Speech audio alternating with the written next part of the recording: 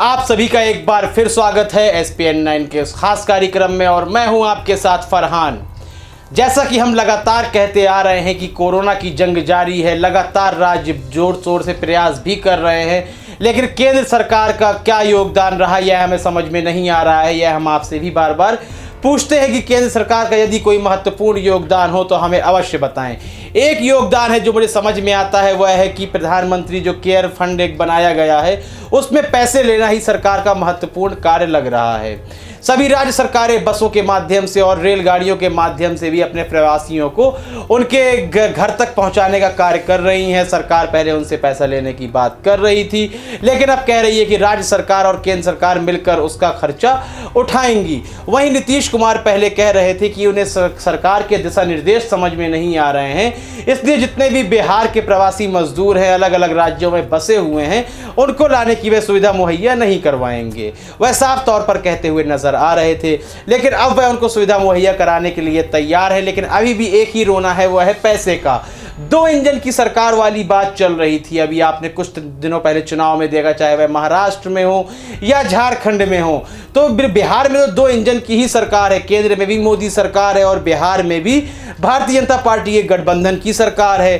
तो आखिर वह 2 इंजन फ्लॉप क्यों होते हुए नजर आ रहे हैं? आखिर राजस्व में इतना पैसा क्यों नहीं है कि अपने शासित प्रदेश में ही भाजपा वहां के प्रवासी मजदूरों को सुविधा मुहैया कराने में नाकारा दिख रही है? बिल्कुल लग रहा है कि वह सुविधा मुहैया नहीं करवा पाएगी। और नीतीश कुमार का यह भी कहना है कि जब लाखों मजदूर वहां से आ जाएंगे बिहार के भीतर और 21 दिन के या 14 दिन के क्वारंटाइन में जाएंगे, तो उन्हें उतने दिन का खाना कौन मुहैया कराएगा? सबको 500 से 1000 रुपया कौन मुहैया कराएगा, जो कि सरकार के राजस्व में है ही नहीं।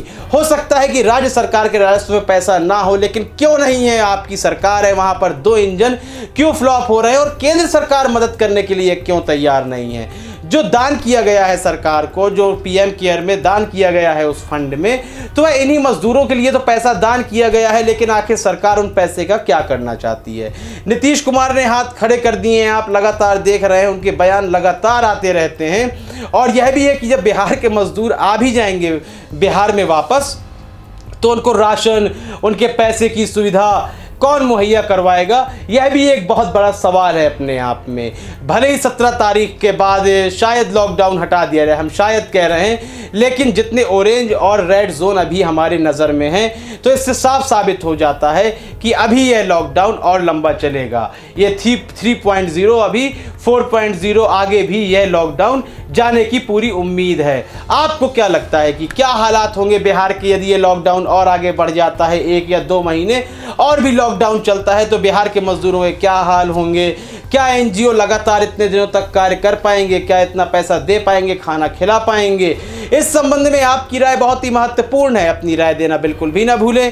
कार्यक्रम को लाइक करें, ज़्यादा से ज़्यादा शेयर करें और चैनल को सब्सक्राइब अवश्य कर दें। तब तक के लिए इजाज़त दीजिए, धन्यवाद।